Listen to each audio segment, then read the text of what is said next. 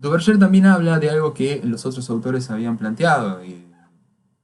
Broda también, bueno, que es las guerras floridas. Estas guerras, yo no hice mención antes para tratarlo ahora. Las guerras floridas eran guerras que no necesariamente estaban, o sea, eran guerras pactadas. Lo de florido viene de juego, y ahí también, bueno, de la cuestión de eh,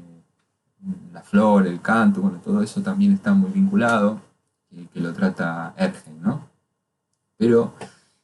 la noción de juego, la noción de pauta, era que eran enfrentamientos entre distintos grupos eh, que podían ser enemigos, pero cuya finalidad no era ni la del exterminio, ni la de la conquista territorial, ni la del sometimiento, sino simplemente enfrentamientos que tenían como único objetivo la de posibilitar la captura de enemigos para llevar al caso del sacrificio. Esto se podía dar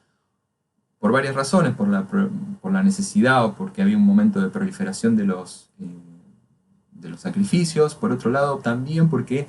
si no había tantos enfrentamientos con otras poblaciones, había que poner en juego esa maquinaria de guerra que tenía que estar constantemente en funcionamiento y al mismo tiempo esos guerreros que necesitaban demostrar cuáles eran sus habilidades. Y por último, eran importantes también porque permitían seguir manteniendo la lógica que tenían, de importancia que tenían que tener los guerreros, ¿no? En este sentido, una cuestión que me parece también importantísima, y no recuerdo si lo mencioné antes, es que el poder pautar con otros y que los otros hicieran lo mismo, estamos hablando de grupos como Cholula o como los tlaxcaltecas, está hablando de que hay una visión, o una cosmovisión más bien propiamente, compartida por todos estos grupos de habla náhuatl, más allá de que formaran parte o no de la Cantlatoloyan. Y esto es importante, porque si nosotros nos estamos centrando en los mexicas, también tenemos que entender que con sus variantes todo esto era practicado, la cuestión del sacrificio, la cuestión de la guerra y de las fiestas, por todos los grupos náhuatl del centro de México, más allá de que participaran o no de la Triple Alianza.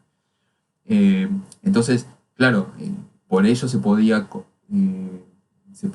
llegar a un acuerdo y compartir esta idea de una guerra que, bueno, de juego pueden ustedes decir no tenía nada, porque el que era capturado era sacrificado, pero sí que no estaba dentro de la lógica guerrera que podemos tener nosotros de conquista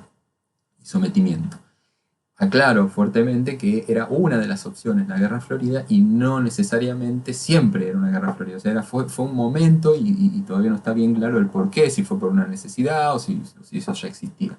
Y las guerras de conquista evidentemente sí estaban presentes también. El otro punto, el otro polo de la organización religiosa mexica era la fiesta, ¿no? La fiesta era importante porque la fiesta es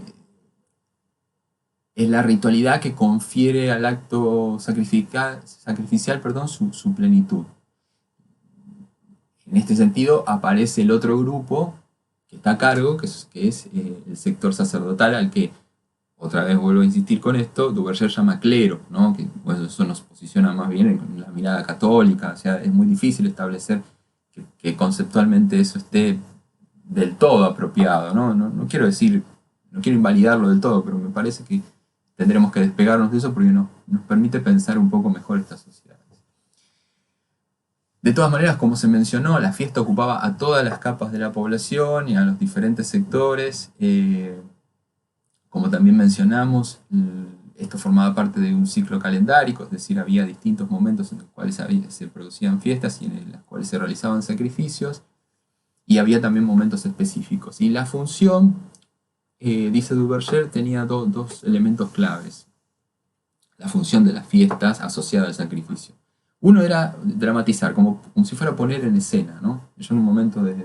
esta comunicación dije performance, ¿no? Es decir, es montar una escena que permitía engrandecer o adornar, si se quiere, este acto, ¿no? Que Duverger plantea como un acto bárbaro y que en realidad estaba enmascarado a partir de esta manifestación. Bueno, ahí aparece muy fuertemente esta noción medio eurocéntrica, ¿no? Acerca de lo que era bárbaro y lo que no era bárbaro, pero sí claramente hay una puesta en escena, como en otros sentidos. Eh, y entonces ese es uno de los puntos. El otro punto es que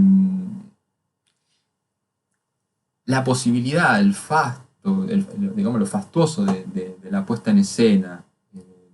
en donde participan, como ya mencionamos, otros dignatarios, el poder político, donde participa toda la comunidad, y en donde el lugar central lo tienen esta casta sacerdotal, como la llama Duverger, que lleva adelante toda la dramatización del acto y efectivamente el sacrificio humano, es, digamos, darle importancia y en cierto modo, dice él, igualar a la posición de los guerreros, que claramente, si lo presentáramos como en una balanza, el guerrero ha hecho el sacrificio de ir a la guerra, a la batalla, enfrentarse con otro y capturarlo, lo cual está demostrando un desgaste de una energía, de su destreza física y además un arrojo para realizar esta tarea. Bueno, aparentemente el recibir el, el que va a ser sacrificado y solamente hacer el sacrificio ponía tal vez en la balanza un poco por debajo al, al sacerdote. Pero sin embargo, dice Duverger, en este sentido, al plantear la idea de que en estas fiestas tan fastuosas, que duraban tanto y además donde había tanto rito, y en el cual además el ejercicio físico de la muerte de otra persona era, digamos, una tarea importante, que necesitaba también de destreza, esto igualaba a estas dos posiciones en este juego particular. Aparece claramente en el texto, y con esto voy terminando, en el texto de Duverger, todo un apartado que ya, donde se despliega el tema de los pochtecas, estos mercaderes a larga distancia, que ya ustedes lo habrán visto en otro momento y que además aparecen en algunos de los otros textos de esta unidad. La función de los pochtecas, bueno, tiene varias cuestiones a discutir, pero lo que nos interesa ahora es cómo se organizan o cómo se vinculan en relación al sacrificio. Ahí en el texto está más o menos claro, y no quiero andar mucho, pero no imposibilitar que cada uno también haga su propia lectura y pueda hacer las conexiones necesarias para poder comprender mejor esto. Pero sí, lo que tenemos que entender es que en la medida de que los pochtecas también podían participar de alguna manera, y lo van a hacer en el sentido de comprar cautivos en un momento determinado y ofrecerlos, hay un intento ahí de parangonarse con estos otros sectores que están participando. De todas maneras, hay una cierta preocupación en determinados sectores de la sociedad por el poder que están cobrando estos mercaderes, sus propias vinculaciones justamente con el ámbito del poder, pero a su vez la necesidad de participar lo lleva a realizar una serie de estipendios, de gastos, como dijimos la fiesta tenía, donde se daba de comer, donde había música, donde había, digamos, una cantidad de recursos que se ponían en juego y por lo tanto cada vez que entregaban además del valor del esclavo comprado ahora y que es un sucedáneo del guerrero, pero que ellos presentan para el sacrificio, termina siendo además adornado por toda esta fiesta que terminan gastando, digamos, recursos el propio sector pochteca. Entonces ahí hay un juego que les recomiendo que ustedes vayan viendo en el texto, y que vayamos pensando el por qué entonces se relacionan todos estos aspectos más importantes y todos estos sectores en relación a este acto que, como dijimos, presenta aristas muy conflictivas, pero que tiene muchas entradas desde la índole económica, desde la cosmovisión, desde la ideología,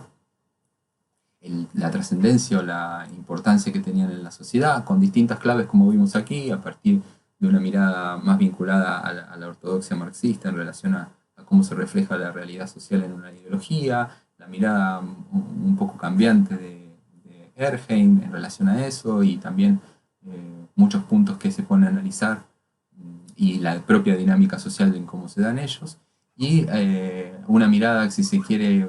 más vinculada con otros aspectos, menos materiales, con lo energético, que es la mirada de Christian Duerger.